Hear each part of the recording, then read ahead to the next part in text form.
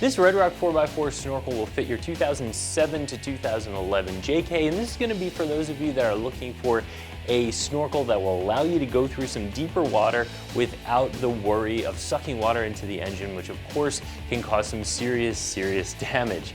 A snorkel is also going to be the only way to get a truly cold air intake, pulling air from outside of the engine bay into the engine, which can provide a little bit more performance and a little bit more efficiency as well. Installing a snorkel of pretty much any kind is going to be a 3 out of 3 wrench installation. You're either going to be cutting your hood, your fender, or possibly the cowl area, depending on the type of snorkel that you choose. This one does come out through the hood, so you are going to have to be comfortable doing a little bit of cutting to the body of your Jeep. Other than that, it is a fairly straightforward installation. I'm going to say give yourself about 3 hours or so to get this done, because you are going to want to be very careful when making those cuts, but we'll talk more about the installation in just a second.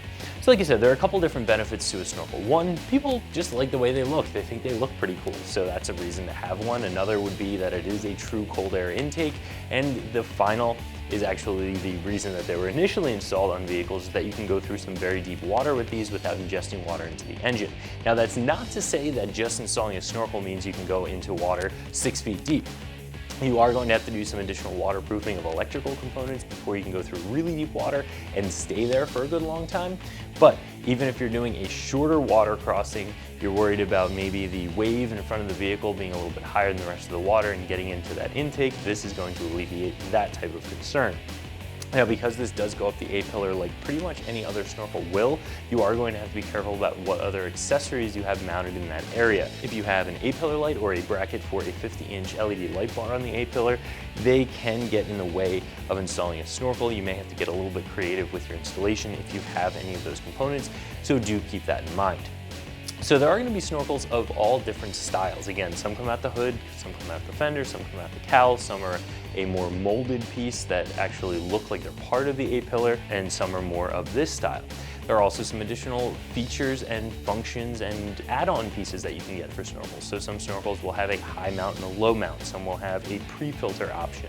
So again, a lot of other features as well. Some snorkels require you to buy a specific airbox, while others work with your factory airbox. This is going to be a very simple snorkel. This is going to go directly into that factory slot in your factory airbox where the air would already be entering. This just goes through the hood, makes the connection there, you seal that area up so no water can get in, and the rest of the snorkel just gets bolted onto the A-pillar. So again, very simple, no frills, but that is how they're able to keep the cost of this snorkel nice and low. As for construction, like I said, this is a very simple piece. This is going to be a one-piece snorkel. It's going to be molded. I say one piece, this top piece is a separate piece that you put on top. That's to ensure that nothing is going to get into your air intake. Like I said, this goes directly into that factory slot on the intake box, so you don't have to do any cutting or other modification to the airbox. It doesn't come with a different upper or a different lower airbox. It just uses the factory airbox. So it's a very simplistic design, but assuming you do a good job of making the seal between the snorkel and the airbox, it's going to do its job. So for the install, again, 3 out of 3 wrenches on this, about 3 hours or so. The first step in the installation is going to be making your marks and cutting your hood. That is going to require you attaching the template onto the hood, drilling a couple of holes, and either using a cutoff wheel or whatever other method of cutting you choose to remove that metal from the hood to make the slot for the snorkel to come out.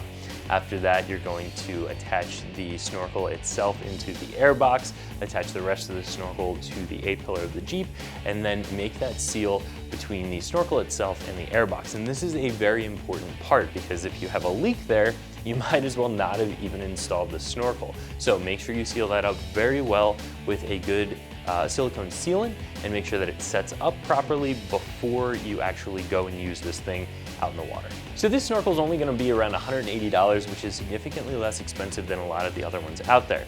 Some of the other snorkels that have additional features, some of them even require you to have essentially what equates to a cold air intake in order to use them, so you can be basically about 3 times the cost of this snorkel all in with some of those other options. Like I said, this is going to be simple. Not a lot of frills, not a lot of additional features, but if you just want something that is simple, that is inexpensive, and as long as you seal it up, the thing's gonna work, I think this is still a very nice option, especially for the price. So if you're looking for an inexpensive snorkel for your 7 to 11 JK, I definitely recommend this one from RedRock, and you can find it right here at ExtremeTerrain.com.